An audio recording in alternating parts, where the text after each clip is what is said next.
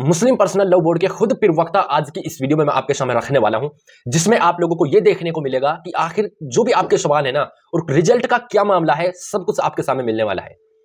पूरी तरह से बीजेपी पार्टी भी हल चुकी है। आप लोग सबसे पहले मुस्लिम पर्सनल लॉ बोर्ड के इस प्रवक्ता की बात को सुने, कितने मेल आ चुके हैं, कैसा रिजल्ट आ रहा है, कौन लोग उसकी तरफ जा रहे हैं, पूरा मामला आपके सवालों का जवाब इस वीडियो के अंदर मिल रहा है। ठीक है, तो मैं सबसे पहले आपसे कहूंगा आप साइड में बैठ जाएं और इन बातों को सुन ले। जो भी आपके सवाल है, एक एक सवाल का जवाब आपको इस वीडियो के अंदर मिलने को जा रहा है। लेकिन उससे पहले हल्का सा मैं आपको बता दूं, अगर घर पर बैठकर ऑनलाइन जो है कि बिजनेस करना चाहते हैं, कुछ पैसे कमाना चाहते हैं, तो मैंने डिस्क्रिप्शन में लिंक दी हुई है टेलीग्राम की, आप टेलीग्राम को जाकर ज्वाइन करें, उसमें सारा कुछ बताया जाएगा। पहले आप लोग मुस्लिम पर्सनल लॉ बोर्ड के प्रवक्ता की बात को सुनिए। अभी तक कितने ईमेल आ चुके हैं और इसका पैरामीटर कौन चेक कर रहा है? देखिए, कल रात 12 बजे तक के 3 crore 48 lakh email personal law board के QR कोड के ज़रिए से भेजे गए और आज 12 बजे रात तक के की फिगर हमारे पास में आएगी तो अंदाज़ा होगा कि आज उसमें कितना इजाफा हुआ है। इसके अलावा जो दूसरी मुस्लिम तंजीमें हैं या दूसरे मुस्लिम इदारे ग्रुप हैं, उनके तरफ से भी कुछ भेजे गए हैं। ये टोटल फिगर जो है वो तकरीबन 5 करोड़ अब तक पहुंच चुका है। 5 करोड़ अब तक पहुंच चुका है। बहुत लोगों को इस बात की तशवीश है कि उनके ईमेल वापस हो रहे हैं और एक ऑडियो भी वायरल हो रही है, उसमें ये कहा जा रहा है कि जिन लोगों ने ईमेल में अंडरसाइन अपना नाम नहीं लिखा उनके रिजेक्ट हो रहे हैं, जो मेल फेलियर डेमोन में जा रहा है। नहीं, देखिए, असल में जो रिजेक्ट हो रहे हैं, रिजेक्ट होने की वजह सिर्फ यह है कि जब बहुत रश हो जाता है ईमेल का तो वो एक्सेप्ट नहीं करता है वहाँ से। तो उसका ये मतलब नहीं है कि उसमें कोई चीज़ की कमी है। देखिए, वो तो एक फॉर्मेट बना हुआ है, उस फॉर्मेट पे साइन आप करें या ना करें, वो आपके ईमेल से जा रहा है। आपके ईमेल को तो ये आइडेंटिफिकेशन है उसके अंदर कि ईमेल वाला ही उसको भेज रहा है। यानी आपकी अपनी पर्सनल आईडी से ही जा रहा है जी, जो आपकी जीमेल आईडी या जिस आईडी से भी आप भेज रहे हैं, तो वो काउंट होगा। जी बिल्कुल काउंट होगा। तो ये एक भ्रम फैलाया जा रहा था अभी, क्योंकि मैंने आपसे कहा ना कि मुस्लिम पर्सनल लॉ बोर्ड का अब तक, और आप लोग भी सब जानना चाहते थे कि मुस्लिम पर्सनल लॉ बोर्ड जिनकी तरफ से QR कोड और एक लिंक जारी किया गया था, क्या उनके पास मेल पहुंच भी रहे हैं या नहीं पहुंच रहे, और ये आगे पार्लियामेंट्री कमेटी के पास जाएगा या नहीं जाएगा। तो सर, सबसे पहले तो ये डाउट क्लियर हो गया कि किसी का कोई मेल रिजेक्ट नहीं किया गया है। नहीं, मतलब ये डेलिबरेटली रिजेक्ट नहीं हो रहा है, बल्कि मैंने बताया जब रश हो जाता है तो कुछ मेल एक्सेप्ट नहीं होते हैं, वापस से रीबाउंस कर जाते हैं वो। लेकिन वो अगर मुसलसल कोशिश करते रहेंगे तो उसमें स्पेस मिल जाता है और मेल चले जाते हैं। सर, आपने कहा कि लगभग 5 करोड़ के आसपास ये तारीख एक्सटेंड करने को लेकर के एक सवाल आ रहा था कि ये तारीख बढ़ाई गई, पहले 13 तारीख तक थी। देखिए, आप लोग इस वीडियो को ध्यान से देख लें। जो भी आपके सवाल हैं, मुस्लिम पर्सनल लॉ बोर्ड का क्या मामला है, सारे सवालों का जवाब इस वीडियो के अंदर आपको मिल जाएगा। ठीक है ना?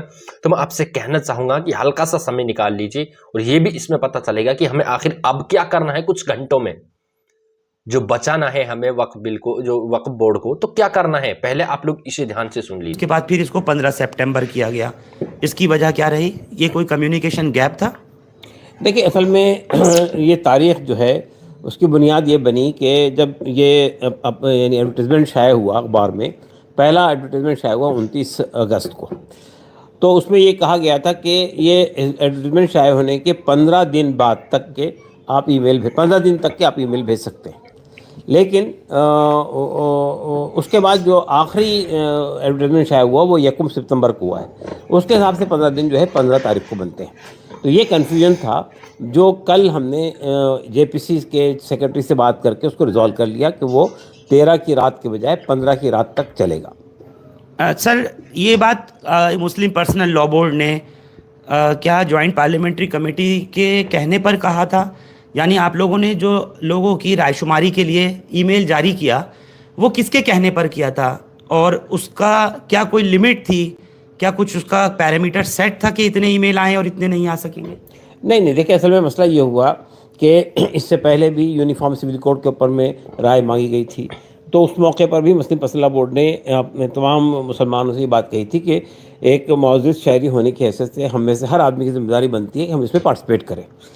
तो जाहिर बात है कि बहुत सारे ऐसे लोग हैं जो बहुत ज़्यादा जानते नहीं हैं, सोशल मीडिया ऑपरेट करना नहीं जानते हैं, ईमेल भेजना नहीं जानते हैं, तो हमने एक फॉर्मेट बनाकर उनके पास भेजा और उसका उन्होंने इस्तेमाल किया। किसके कहने से भेजा? और उसका फायदा क्या होगा, मैं ये पूछना चाह रहा हूँ। नहीं, किसी कहने से नहीं भेजा है। पर्सनल लॉ बोर्ड की कमेटी के अंदर डिस्कस हुआ और पर्सनल लॉ बोर्ड की कमेटी ने तय किया कि हमें लोगों को सुविधा पहुंचाने के लिए कि वो इसमें शामिल हो सकें, एक क्यूआर कोड बनाकर उनको भेजना चाहिए। क्यूआर कोड भेजने से एक फ़ायदा ये होता है कि जो मेल जाते हैं, एक्सेप्ट होते हैं, उसकी कॉपी हमारे पास में भी आती है। तो हमको अंदाज़ा, कॉपी का मतलब ये कि उससे हमको आ जाता है कि ये मेल एक्सेप्ट हो गया, तो हमारे पास में उसका रिकॉर्ड मौजूद होता है। तो कल हम ये कह सकते हैं कि इतने मेल हमने भेजे थे, तो इतने मेल वहाँ पे गए हैं। बस ये मिसाल के तौर पे मैं बताता हूँ, यूसीसी के ऊपर में जब मेल हमने भेजे थे तो तकरीबन यूसीसी की वजह से वहाँ पे कमेटी के पास में 85,000 या 83 लाख मेल मिले थे उनको, जिसमें से 70 वो यूनिफॉर्म सिविल कोड की मुखालफत में जो आए थे, 74 लाख जो है वो हमारे ही भेजे हुए थे। तो इससे ये अंदाज़ा हो जाता है ना टोटल कितने पहुँचे और कितने उसमें हमारे हैं। तो ये फ़ायदा इससे ये होता है कि हमारे लोगों ने कितना पार्टिसिपेट किया। देखिए, एक बात और बताना चाहता हूँ मैं आपको।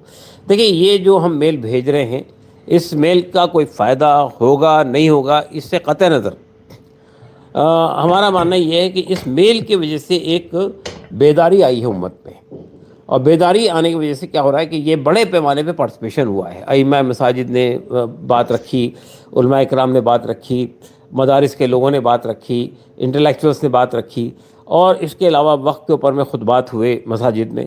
इन सब की वजह से एक बेदारी आई है, और ये बेदारी का मजहर जो है वो ये ईमेल्स हैं। तो ईमेल ये कहाँ जाएंगे, मैं ये पूछना चाह रहा हूँ। ये ईमेल जेपीसी के पास जा रहे हैं।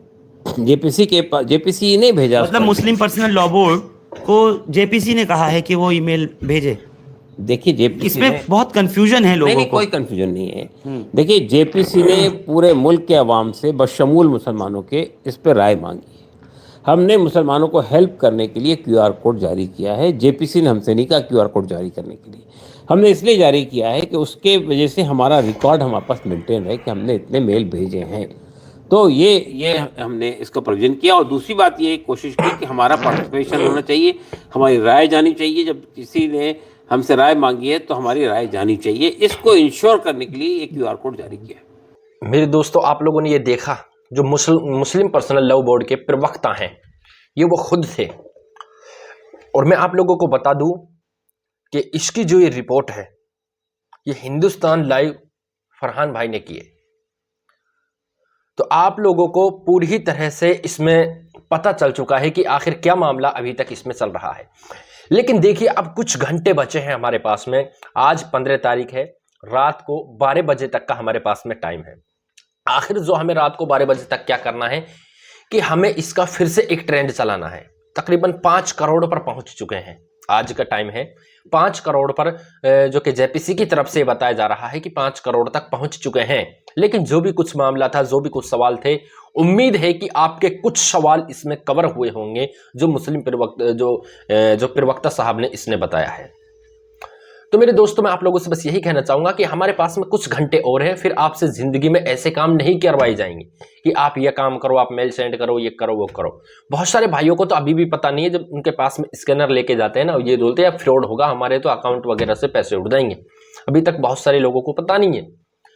तो बस मैं इस वीडियो के अंदर बस यही कहना चाहूंगा कि आप बस 2, 4, 5 घंटे, 10 घंटे, 15 घंटे, 2, 4, 5 घंटे का टाइम है। आप अच्छे से ध्यान दे लीजिए, इस वीडियो को दबा के शेयर कर दें। और जिन्होंने इस वीडियो के अंदर वो कमेंट कर दें कि जिन्होंने मेल कर दिया है, कुछ ना कह दे कि भाई मैंने तो मेल कर दिया है, कुछ ऐसे कह दे। और आगे भी आप लोगों को इस वीडियो को पहुंचाना है, आगे भी मेल करवाना है, ठीक है। तो मैं आप लोगों से कहना चाहूंगा, अगर फिर भी आप घर बैठकर ऑनलाइन 2 से 3 हज़ार पर डे का कमाना चाहते हैं तो मैंने डिस्क्रिप्शन में लिंक दिया हुआ है।